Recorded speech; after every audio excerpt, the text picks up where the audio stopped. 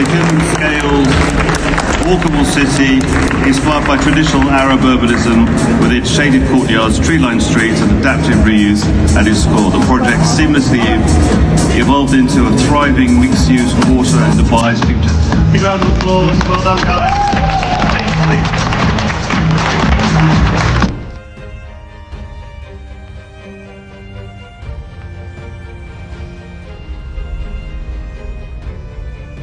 Paul, thank you so much for giving me your precious time. So I have questions regarding your latest project. Like, what inspired your latest project? The Expo. The Expo. Project. Well, the thing about Expos is they're a fabulous event for 6 months. Okay. But the big question is what happens after the Expo event. And the thing we were very fortunate about the Expo was that we had a great client. We had a lot of collaborative ideas together. We came up with a scheme which could adapt and change over time. So right now it's being converted into lots of different uses. So it's got a life beyond the Expo. And that's one of the best and most sustainable things you can do with architecture. It also happens to have a kind of identity, a sense of place. We were inspired by the Bastakiya neighborhood in Dubai, near the creek. So that's where the inspiration, narrow streets, self-shaded streets, that's the kind of thing. So,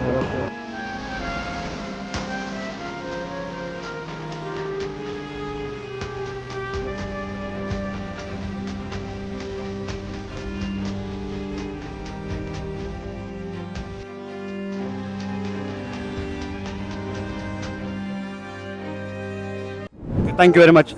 So my next question is about how do you see architecture evolving in the Middle East? Well, I think we've been interested in this idea of how do you create identity for architecture? How can you create a sense of place? So what does it mean to do a building for the UAE or Dubai? And a lot of the things we were talking about in Expo and Gate Village and a lot of our other projects are all exploring that theme. How can you learn from something like the Al Fahidi district, but do it in a modern way, a modern architectural way? Walkable streets. Yeah, human scale. So, you know.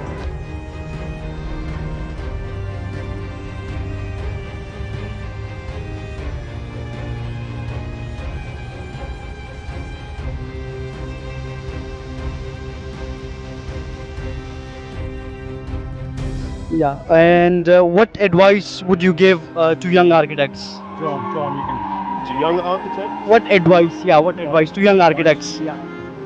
Well, I think it's a wonderful profession to make a start in. I'm going to be joining Heriot-Watt University shortly to help with the end of the year markings and gradings. I think it's a really inspirational job. You move from project to project, and each one has a different set of standards and challenges to overcome. And that's where it's really an interesting career. No project's the same, they all have different briefs, they all have different clients. And I think it's a great aspirational career to make a start in. I'd recommend it to anyone. Okay. How do you approach like collaboration with clients or consultants for your projects?